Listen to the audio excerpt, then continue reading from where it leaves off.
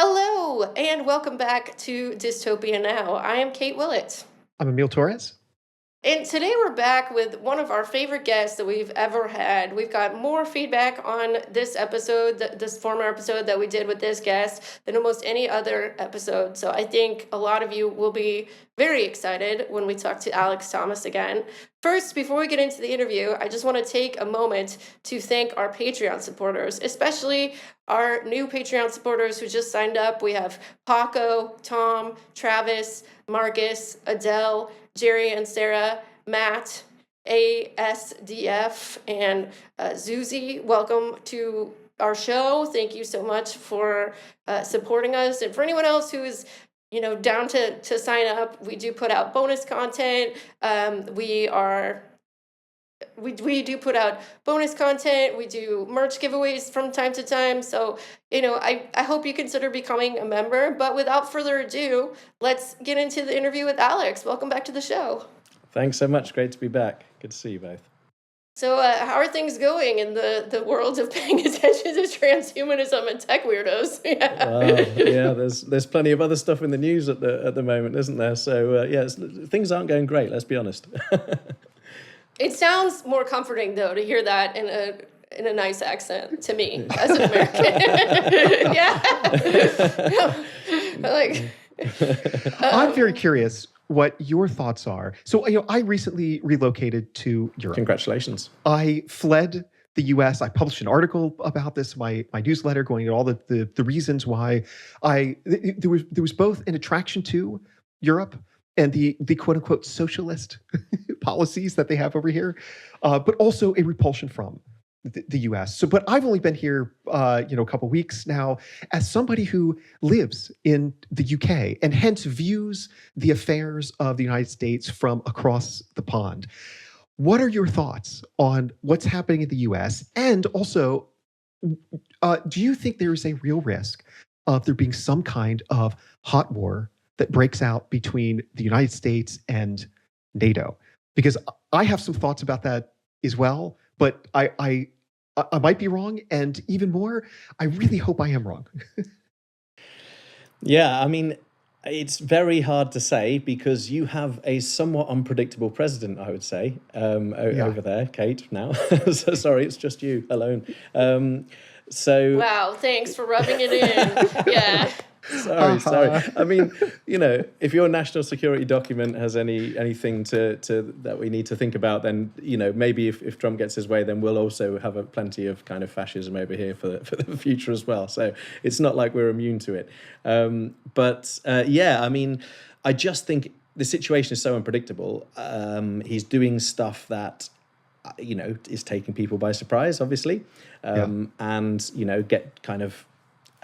Goes against all norms and laws and international, kind of expectations of what's reasonable and right. So it's really hard to say at this stage. I mean, what I would say is that the more crazy things you do, the more you have to kind of double down and keep going in that direction, right? Yeah. So it's not beyond the possibilities that such a thing would happen. But I also think we need to be a little bit cautious about feeding into it all as well, and talking up, kind of conflict and hostilities and kind of putting ourselves into a spin where it becomes impossible to imagine any other future, So that's something I think that's always worth bearing in mind when we do start talking about hot wars and the like. I think a hot war with NATO is like almost impossible because the US basically is NATO. There's just like these European countries, they do have some troops and stuff, but the majority of NATO is US military power and money. Absolutely. I mean, obviously, the thought is that if Trump decides that he wants to militarily take Greenland, then that unravels NATO, right? But like you say, I mean, I can't really imagine Europe going, all right, we'll have you, mate.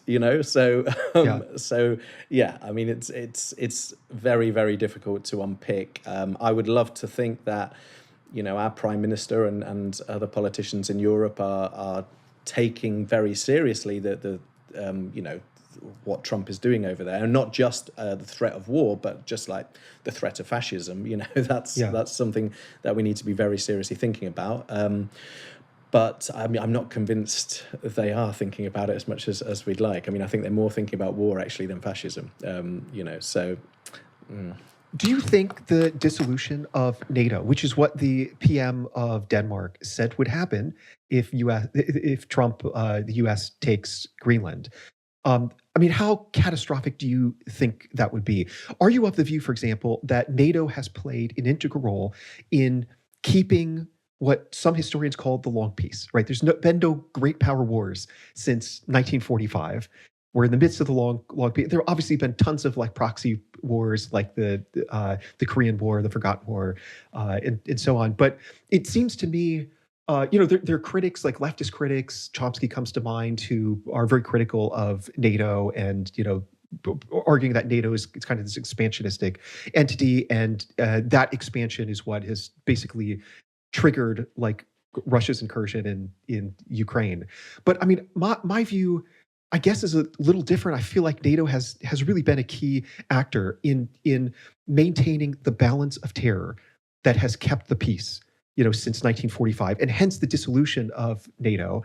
If Trump does make this just unbelievably ridiculous decision to annex Greenland, that's really bad. I mean, that catapults us into a completely different world order. I mean, a different era of global history.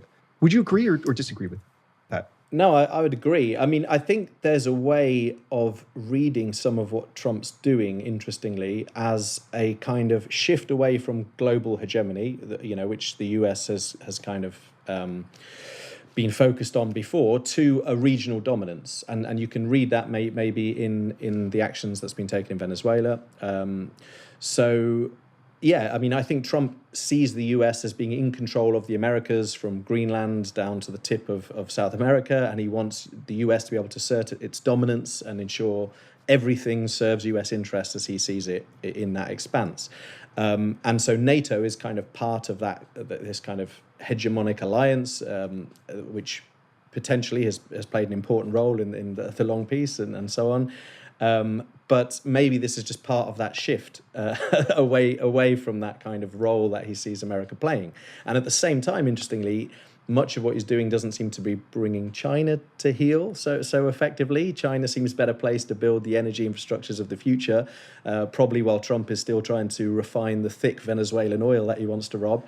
So in that regard, I think, I mean, if we're going to relate this to transhumanism and kind of colonialism, imperialist projects and so on, I would say, Trumpism doesn't appear to be the kind of transhumanist god striding imperialistically into the future, colonizing the stars and insisting we rename the universe the Gulf of America, but rather a kind of petty, weak bloke settling scores and flexing his flabby muscles. So I don't know. I mean, yeah, I mean, he clearly does have an interest in Europe, and he seems to just want to make it a dysfunctional place with little fascist parties popping up left, right, and centre, making sure it can't cohere into a kind of opposition to American fascism. But I just think the whole thing is so unpredictable. I don't know. I just want to say for the record that I'm completely against invading Greenland, like obviously, but I would like to see NATO dismantled because it is an imperialist, U.S.-dominated military bloc that fuels conflict, hinders nuclear disarmament, requires countries to take budgets that should be, spent on social democratic programs for their citizens and put them towards military spending. Like, I don't think we need this Cold War era alliance, but invading Greenland is bad. Like, I'm not going to support the existence of NATO. I'm not going to support the existence of NATO. No. Yeah. Or any aggressive U.S. military alliance that, requires keeping up like an extremely high level of defense spending. I'd like to see us get away from that and dismantle some nukes, Yeah, absolutely. Doesn't seem to be going in that direction. No, it certainly doesn't. But, I don't think that I think that the way that Donald Trump is going about this is obviously insane. Like this isn't the European countries and the United States meeting to talk about how we can like establish like a peaceful future and like an end to the global arms race. This is like just one guy being like a nutty weirdo. Yeah. As it happens, for the first time since the end of the Cold War, Cold War officially ended in 1991, the number of nukes that exist in the world is increasing.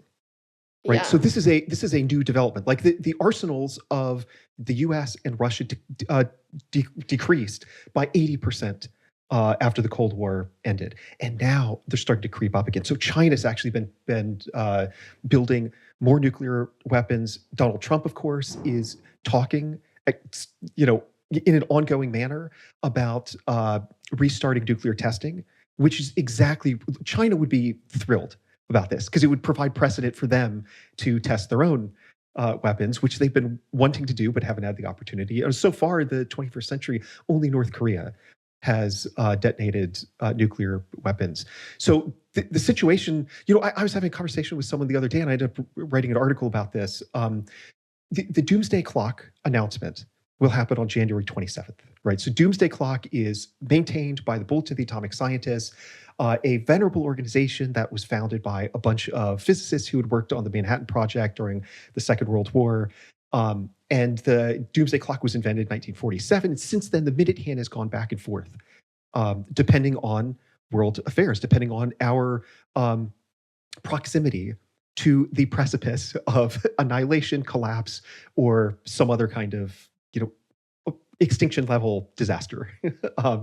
And so, yeah, I mean, since the end of the Cold War, the minute hand has steadily crept forward, closer and closer to midnight, which represents doom. And my personal guess is that when they make the announcement on the 27th, in just a week and a half, as of this recording, they're going to move the minute hand forward even more, right? So it's worth noting that just a few years ago, the minute hand tied and then broke the record for being the closest to midnight ever. So previously, it had been 2 minutes before midnight in 1953, which is the year after thermonuclear weapons were invented, right? Yeah. At the height of the Cold War.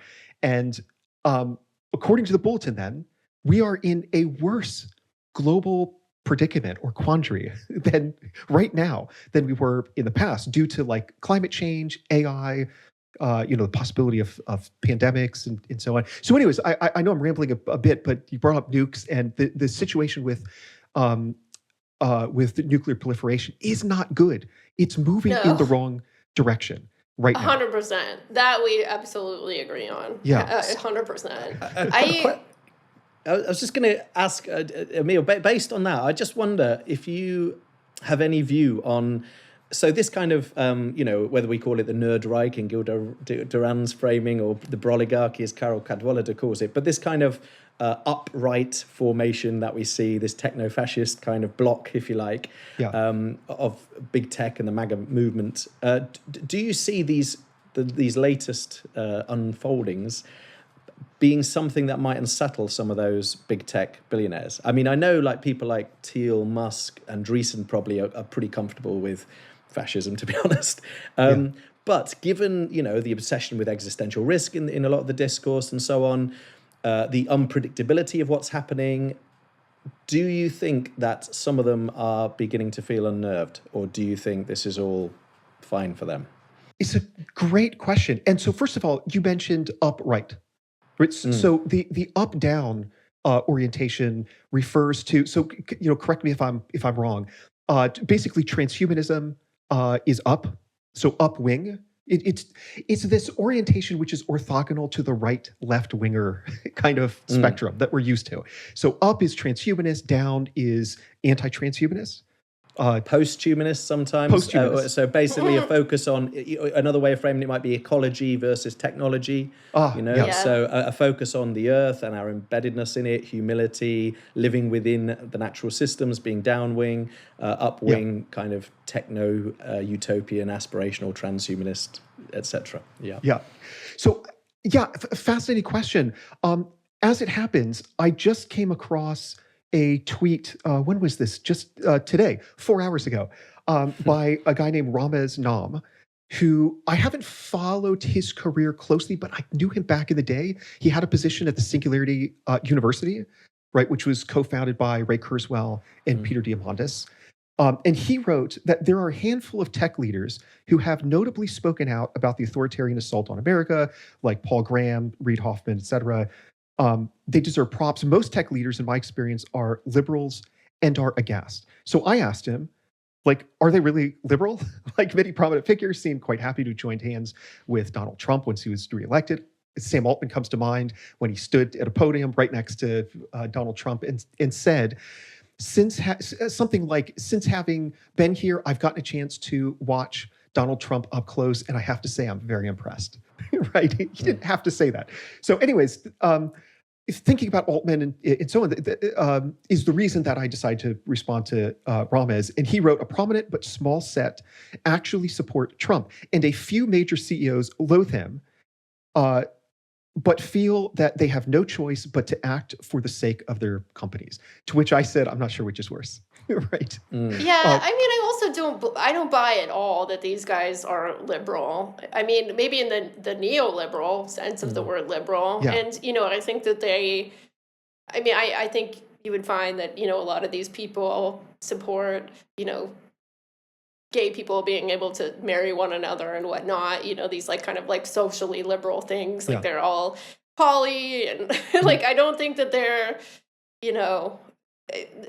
they're not like the profile of a Christian conservative, but in terms of like their commitment to, free markets, businesses being able to do whatever they want, and plus this kind of sci-fi element that we talk about it on the show, it kind of can't be measured in the left to right spectrum that we normally think of, but it's closer to the right than it is to the left, I think, in terms of like the economic policy that they want. Like even Reid Hoffman, who you mentioned, he famously, told Kamala Harris that she needed to get rid of the tech regulator, Lena Khan. Well, I don't think Lena was like the sole tech regulator, but she was in charge of the FTC. And so like bringing anti-monopoly cases against some of these tech giants. And they all hated her, They all thought that the Biden administration was way too hard on corporate power, especially tech power. And like they all went in on Trump, right? So it's like, maybe in their ideal worlds, like the ideal president would be like somebody who's like following like George Mason University economic policy while being tolerant of gay people and H-1B visas. But, I don't, these definitely aren't like the same politics as the No Kings marchers. I'll tell you that, I mean, my sense also is that the guy I quoted, Ramez Nam, that I think he has met some of these people. And so he probably has some kind of insider insight about this, but I'm also very skeptical that many of them are liberal. I mean, here it's worth noting two things, I think. One is that the comment that I read highlights the vulnerability of capitalism to fascism, right? Because what, the only sort of obligation, the only moral obligation, certainly the economic obligation that these CEOs have is to their shareholders, right? That's it. It's all about, profit over people. If they put, prioritize people over profit, then they'd be speaking out, right? Even though it's going to be bad for business. And the other thing to mention is, as we've discussed on some previous episodes, so many of these people have bunkers, right? Yeah. And I think this is, for those individuals who actually do find Donald Trump to be abhorrent, this is like one reason they built those bunkers, right? Fascism takes over, society collapses. They can go to Hawaii or Texas or Montana. Is that where Peter Thiel's mansion is? Or New Zealand, right? The other place. Yeah, I mean, their politics first and foremost are selfish. I mean, like, I am sure that they think of themselves as liberal and even describe themselves that way. I don't think that's a lie. I don't think it's a lie that they said that they were liberal, but Silicon Valley is full of people who think that they're liberal because they go to Burning Man and have multiple romantic partners. But the actual thing that they're doing is building software for ICE all day, you know? So, like, I'm not a fan, as you can tell. I've met a lot of these people in real life, and like, ugh, it's so skeezy. But okay, so speaking of ICE, we did want to get into what's happening with ICE and how these tech oligarchs are fueling from it, profiting from it. Alex, what are your thoughts? So, yeah, I mean, one of the things I want to suggest is there's a way of viewing what's happening with ICE as a kind of live action role playing of a political fantasy of some of the transhumanist or test realist bundle. So we talked about Nick Lands before, I believe, on the podcast. He's an accelerationist, and he has this term hyperstition. And he describes it as a positive feedback circuit, including culture as a component. So what it is a fusion of hyper, meaning going beyond, and superstition. So it's the idea of bringing an idea, and that allows a belief to morph into reality. It's basically a kind of shaping of the future, of reality, by putting forward culture and ideas and so on. May I add? And I think sure. There are some of the AI accelerationists who really buy into this idea of hyperstition. The way that they often put it is the idea, the goal is to meme something into existence, right? If you just meme it enough, then somehow sort of, magically or quasi-magically, it will materialize and crystallize in the actual world. Really quick, that reminded me of the fact that like ICE is now taking content directly from white supremacist memers.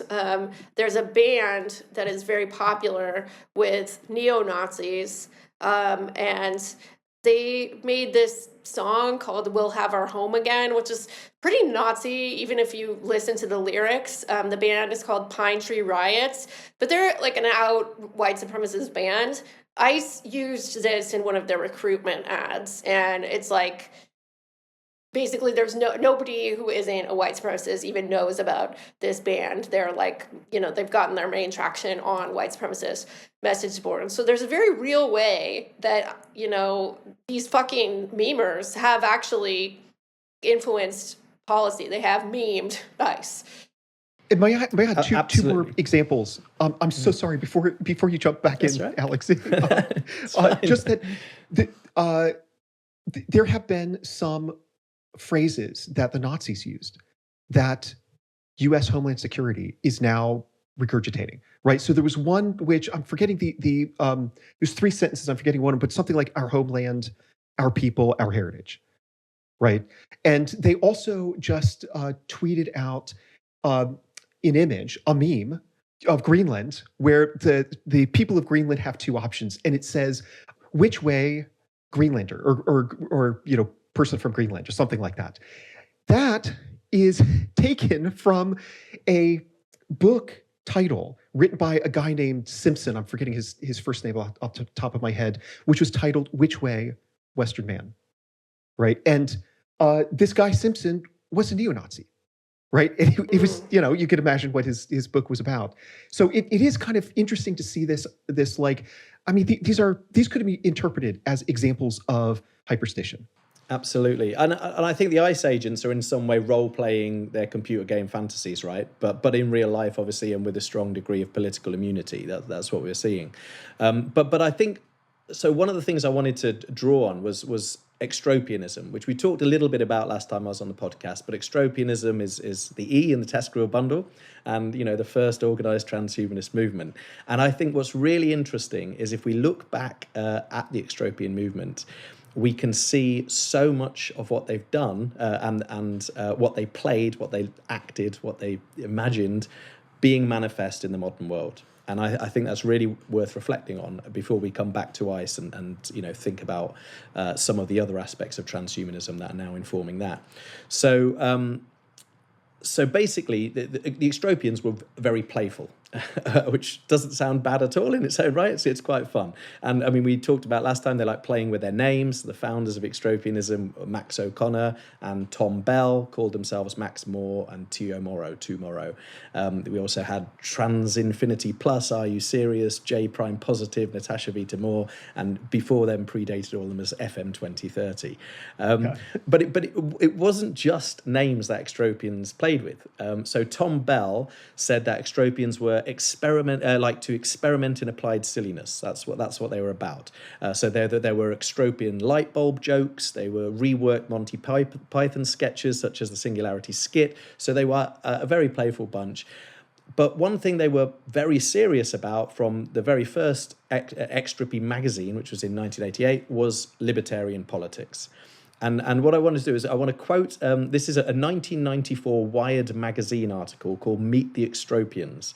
I think we've read that before. Have you read that before? So it's this extravaganza cosplay party, right? And where this Ramada Machado is Mistress Romana, and she's a software engineer, and she's dressed up as the state in a vinyl bustier and mini with chains and a harness top, and carrying a light riding crop plus a leash, and at the other end of the leash is her Extropian companion Jeff Dale, who's the taxpayer there in kind of crawling along in mock subjugation.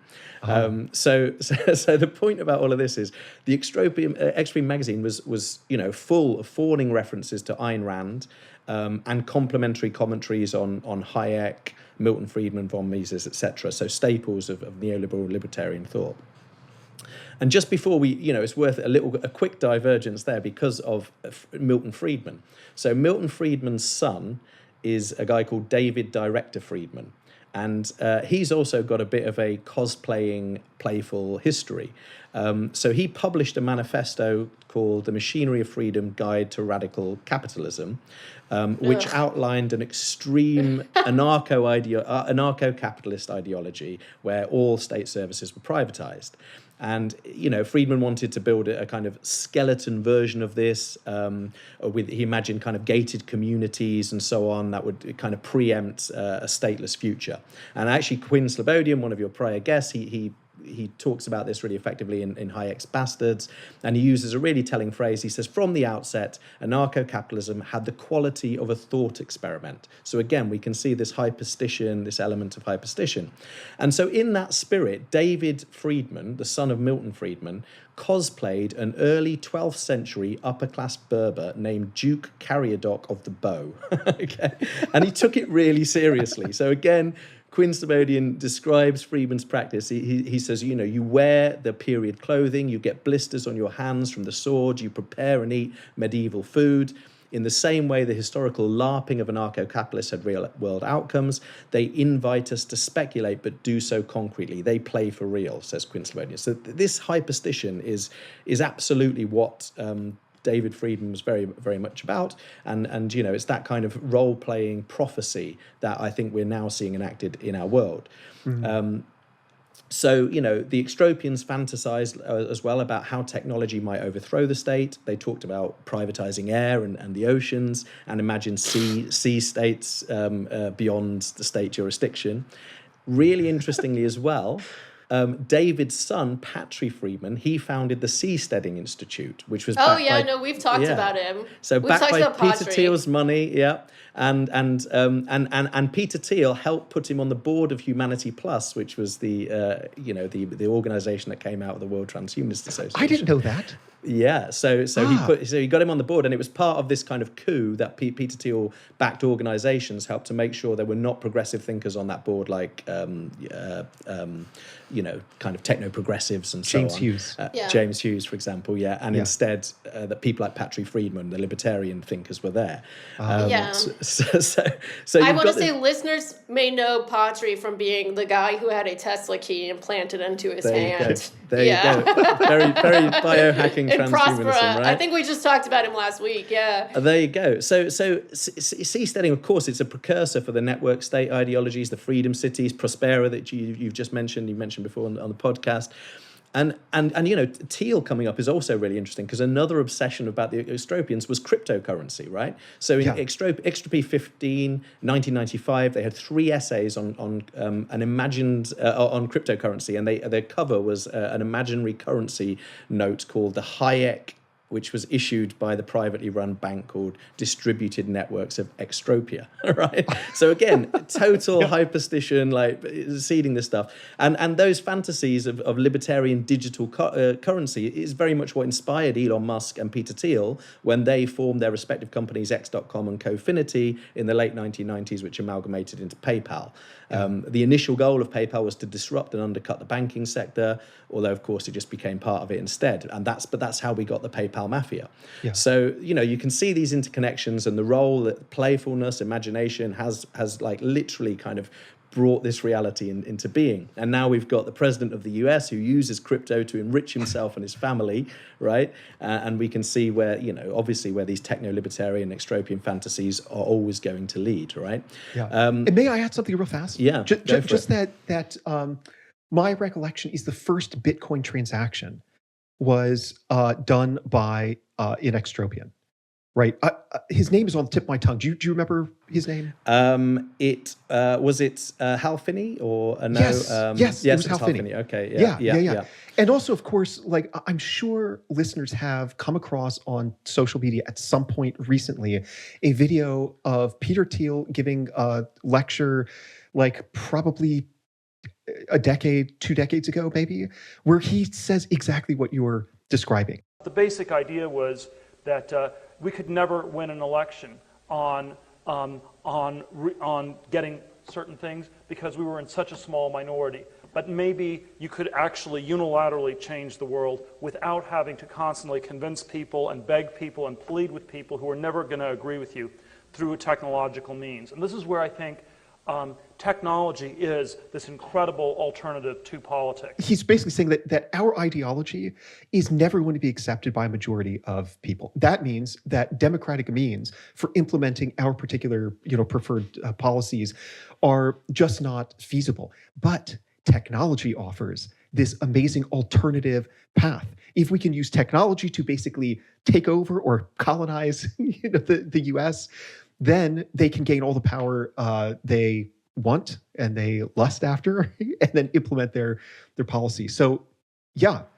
So absolutely perfectly leads on to in terms of the argument. We can see that there's kind of playful, hyperstitial imaginings of the extropianism and libertarianism becoming our lived reality. But what forms of thought exist in transhumanism that I think we may now be seeing being played out by these tech elites, right? That's the next question.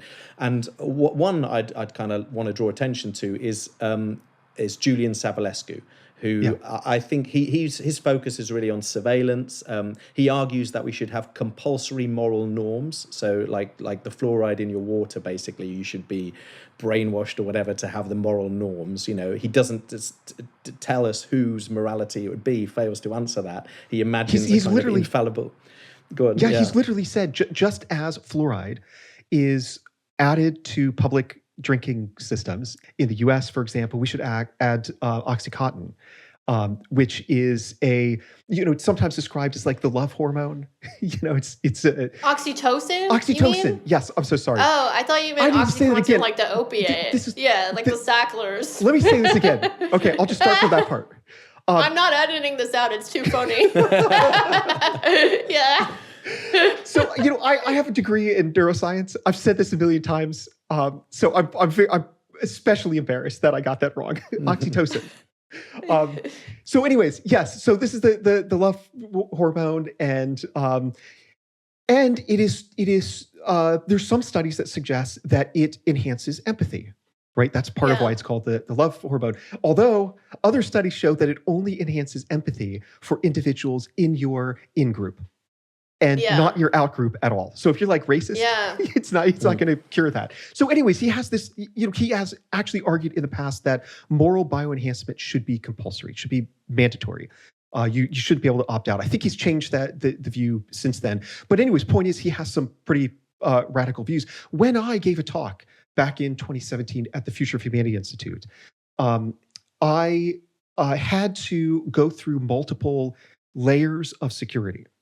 And the reason was that the floor just above the Future for Humanity Institute, Oxford, is where Julian Savulescu had his office, and he'd received a ton of like death threats from people for making these like really bizarre claims, which individuals like Alex Jones picked up on. And you can find on his InfoWars website articles about Julian Savulescu.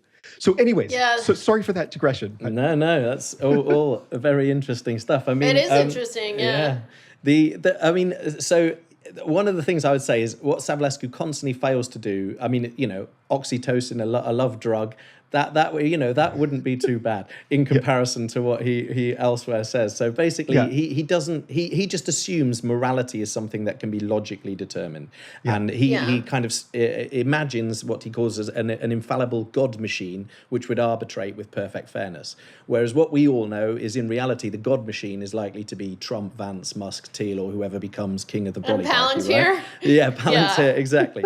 So Savulescu also advocates extensive surveillance and moving away from human rights to a benefit-harm discourse. Again, whose benefit or whose harm is up to the powerful to decide, basically, right? Yeah. So wow, it turns out that the biggest benefit is from letting rich guys do whatever we want. Exactly. Exactly. Now, I personally think we're seeing the first kind of LARPs specifically enacting these kind of goals. So, I think Doge, for example, can be read as a kind of hyperstitial enactment of LARPing along the lines of Savulescu's authoritarian fantasy, right? And journalist Carol Cadwallader, who coined the term broligarchy, which I love, so she said a few months back when Doge was a bit more in the news, she pointed out the real point of Doge, this is a quote now, is not to save American taxpayers money. It's a fundamental rewriting of the social contract, the relationship of US citizens to the state and the state to private enterprise. She goes on, Musk's operatives have been systemically gaining access to databases across the US government. These data sets are now being merged into a giant surveillance machine presided over by the Dark Lord of Silicon Valley, Peter Thiel. The foundations of techno-authoritarian surveillance state have been laid, and Palantir's Foundry software is the next stage in consolidation and control.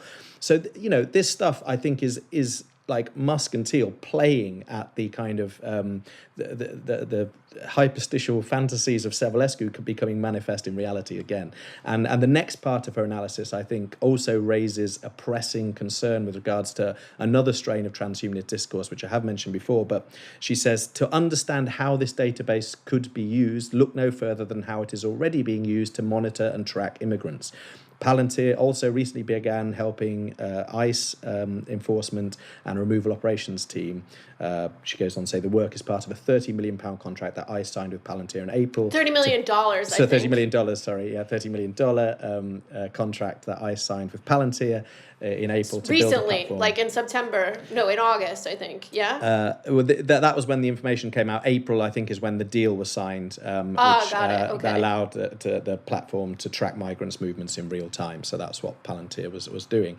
So my point is that these ideas fuse, these ideas of surveillance, kind of fantasies of surveillance, I think are now fusing with the ideas of Steve Fuller and his necronomics, which we've mentioned before, his economics of death making, which aims to generate the most societal value of death making. So the supposed value of death making is to serve the transhumanist project of becoming God, in Fuller's words. So if you're basically not helping us become God, either by offering up your body for experimentation or being the mega corporations of big tech oligopoly, then you literally have no right to life. So is that what he means by necronomics? Yes, the economics of death. Yeah, that's what it is. It's necronomics is like you have to provide value, and if you're not of value, then you disappear. And value is literally the transhumanist project, building humanity 2.0, and eventually serving God by becoming God, as he puts it. So sacrifice yourself for this. Yeah. So this grand, absolutely grand project. Yeah. So he talks about conceptualizing humans as biocapital. So our bodies are just biocapital, that we have to pay back through by using our bodies and so on for this project. Sicko shit. So I mean, what I would say is this is a radicalization of the concentrations and expulsions that we've always seen in capitalist logics, but it is a kind of hyperstitial enactment of what we've seen in transhumanist discourse. And I think if a group of billionaires see themselves as role-playing superheroes, building a super intelligent mind and colonizing the universe, we've got to ask ourselves, what is the role of everybody else? And the truth is, the role of everybody else is NPCs, non-player characters. And what do you do with NPCs in computer games, whatever the hell you like? And these ice raids can be seen as LARPs for the necronomics we're heading into. I think this authoritarian nightmare is built on fantasies of absolute control, and what we're watching develop in real time is the playful testing grounds for what they can do with NPCs. Yeah. Kate, what do you think? I mean, that NPC language has become very normalized, and like the thought process behind it has become very normalized, and that feels like a very post 2017 thing, that it has gone completely mainstream, because obviously this was a gamer space situation, and when we're talking about like these white supremacist gamers that are, memeing neo-Nazi shit that ends up on a nice post, or these super, super wealthy people that, are still kind of of that same mentality, that are maybe running huge tech companies. I really think that it's important to keep in mind that a lot of the people making these decisions are huge losers. This is I think, Doge is a perfect example. Just these guys that were involved in it were just epic meme posters, and they ended up, big balls. Yeah, they ended up cutting, very real programs that people depend on. I mean, people's health insurance premiums are. I read about one woman in Wisconsin that has to pay $43,000 a year in insurance premiums. It's nuts. The damage that these people have done is so real, but the mentality behind it is so stupid and goofy.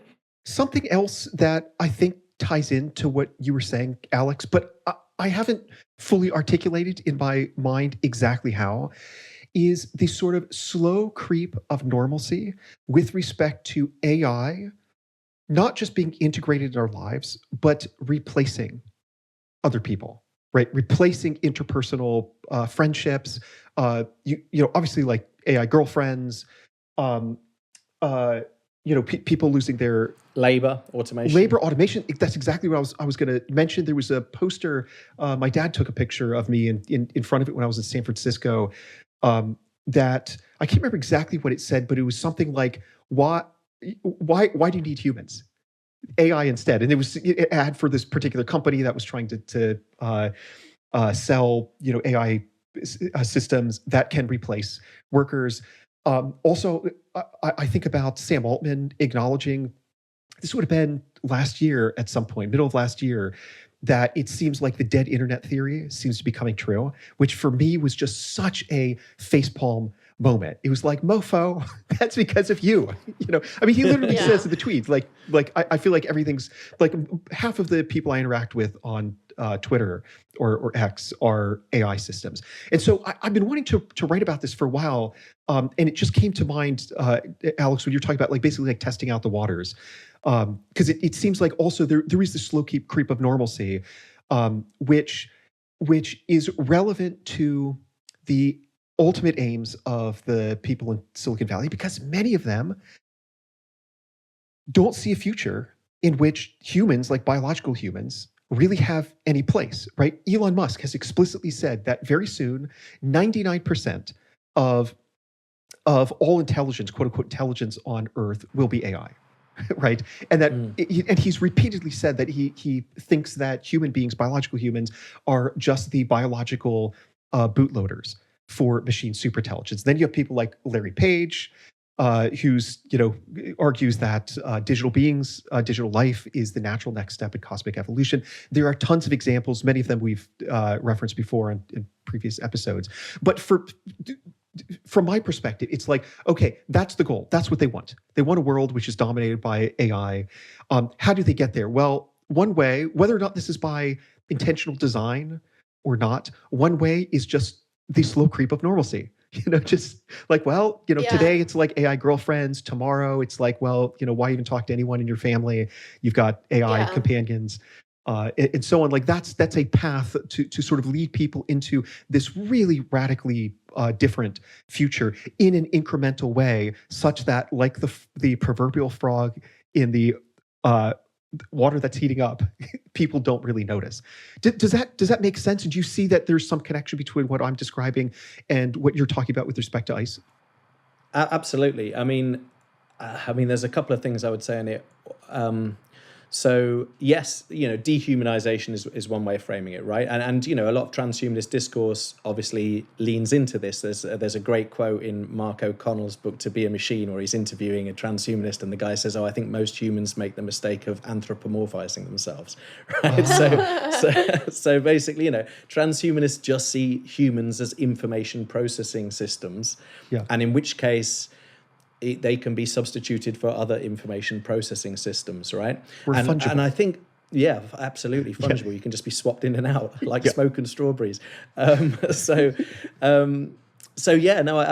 there's absolutely something in that. And again, I think that the NPC thing speaks to that as well, right? Because it almost, the one thing, if we're just information processing systems, the thing you're not giving credence to is the inner being of experience, right? Sentience and so on. And so, that's the thing that NPC does as well, is it just assumes you're just a zombie character walking along, playing no real role.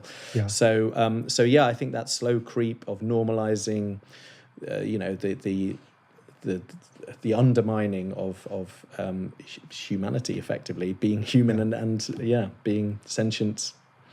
And I think that as we talk about like a slow creep, there's somewhat of a tendency to imagine like how bad things could be in the future or where this is all headed. But, I think it's important to keep in mind that it's very bad now. Like we were talking about, Palantir's case management system for ICE. So agents are able to search people with hundreds of categories across so many personal databases, including how a person entered the country, their legal status, their eye color, their hair color, whether they have scars, whether they have tattoos, license plate data.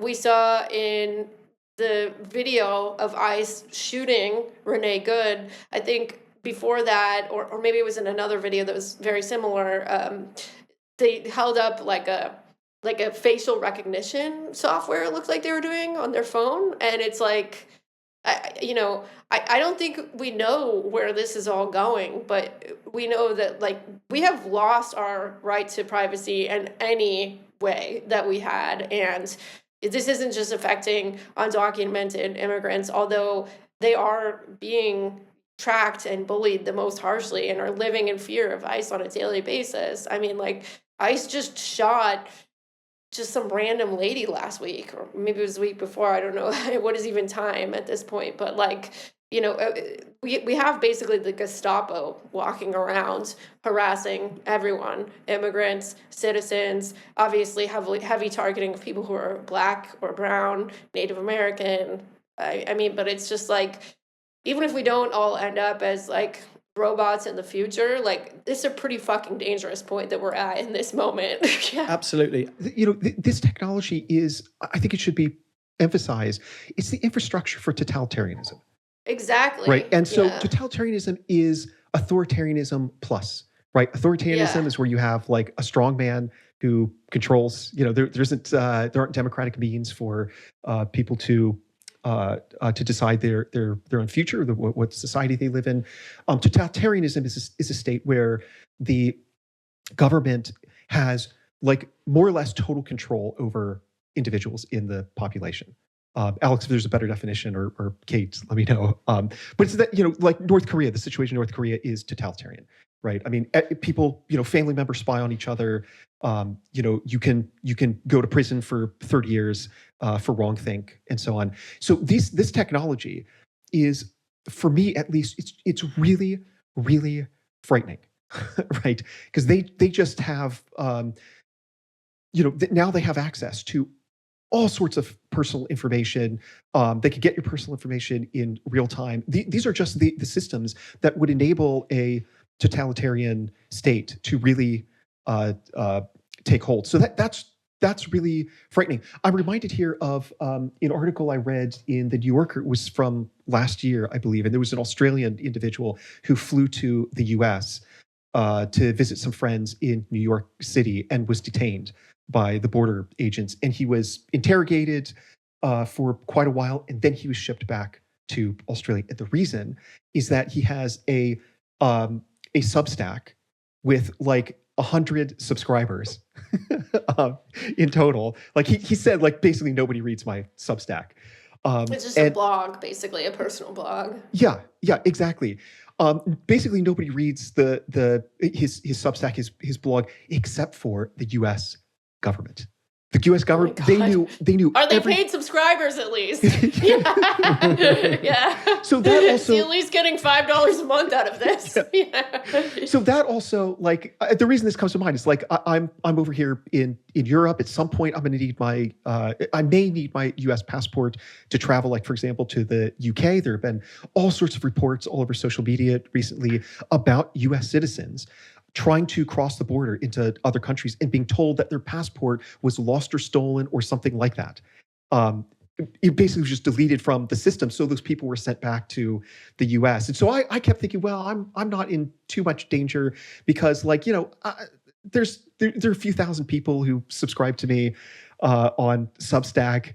I'm kind of small fries, and now I'm like, oh God, no, I'm definitely on their radar. So, anyways, yeah. Alex, what were you going to say? Yeah. Sorry. Well, I was going to pick up on the point around the shooting of Renee Nicole Good. I mean, I think a lot of the debate that's followed is really revealing of again some of the unnerving logic of our times. Essentially, I mean, firstly, there's the question of what's real, right? I mean, we live in a time of what Nina Schick calls the infocalypse, right? A state of information overload, a crisis of mis and disinformation in which it's nearly impossible to distinguish fact from fiction. And the media ecology we're part of, data centers, chips, servers, sensors, internet-connected objects, AI, it's a kind of a throbbing matrix with algorithms pointing at our brains, trained on our data and weaponized to undermine human agency and exploit us.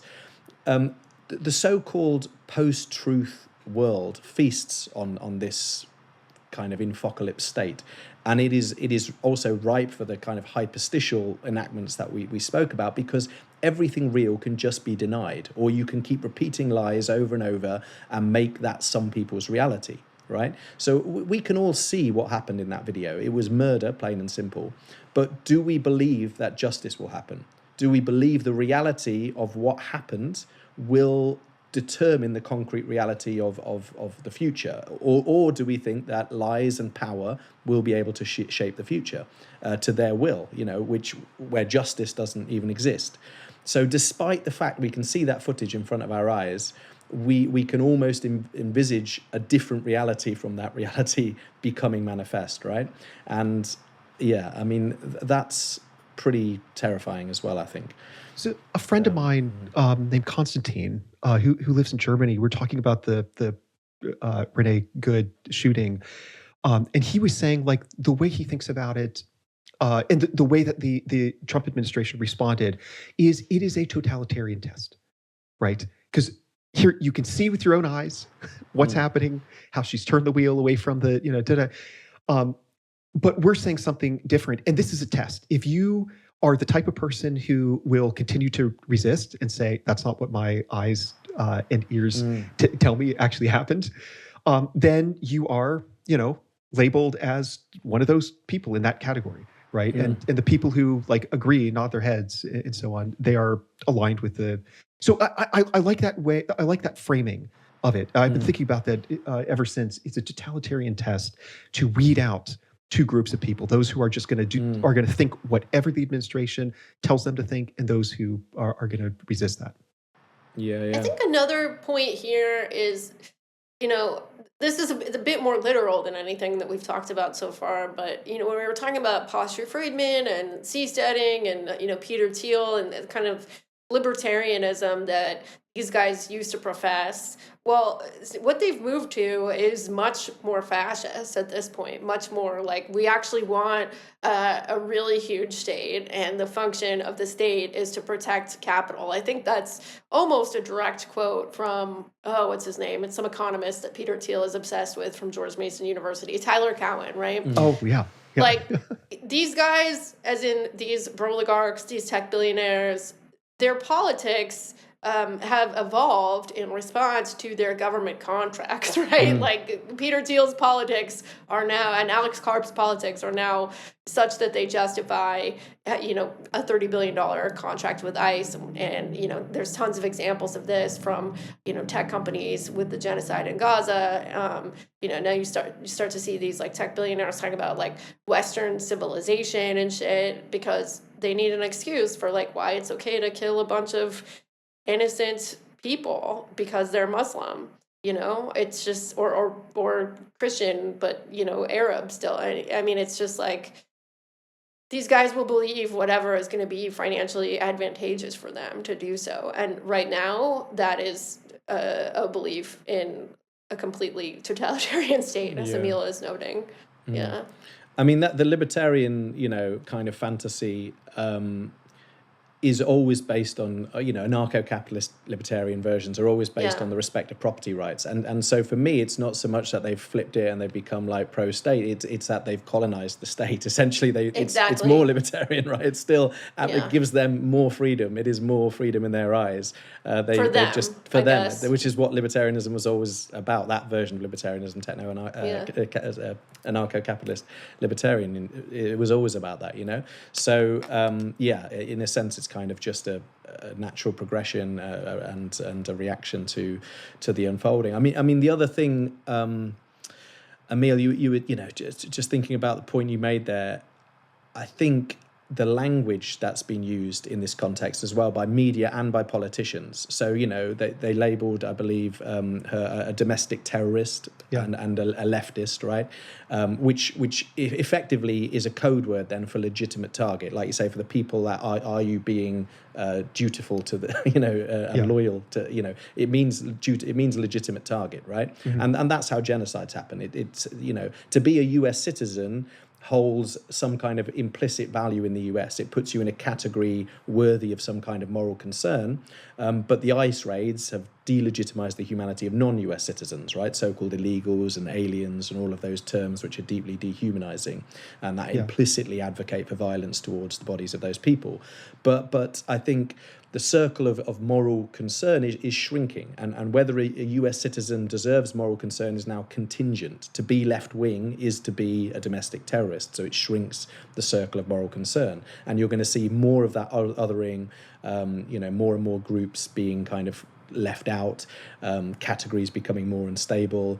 I think as well, as you say, it will go beyond the left to include anyone who's against the government, anyone who's against this regime, and so then the actions have to become more extreme against them, you know, and that's what kind of creates this unfolding genocidal logic, I think. So I mean, it's really quite bleak, and the way the media and the politicians are working so effectively together to kind of bring this about is pretty terrifying. And, you know, again, as more and more US citizens become subject to this potential death-making policy, what it means, you know, people outside the US are automatically become even more dehumanized. What rights would Greenlanders have if US citizens are forced to, you know, comply or be subject to necronomics, you know? Yeah. Well, that is all very terrifying. Even though this is a lot of terrifying information, it is always a pleasure talking with you, Alex. It's meant to be a comedy show. What am I doing? Yeah. But I mean, no, it's these are tough times. Where can our listeners find more of your work? A good question. Posthumanfutures.com, I think, is a website that I technically run and probably don't keep as updated as I should, but it's got some of my stuff in there. Don't read it if you're a Fed.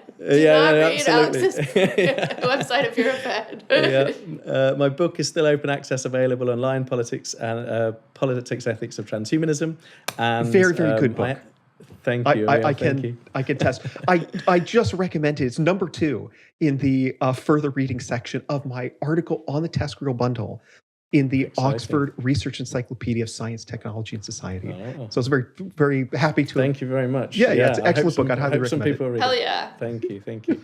Yeah, and I'm on, Blue Sky and all of that jazz. Yeah, I can't even remember why I'm on Awesome. these things there.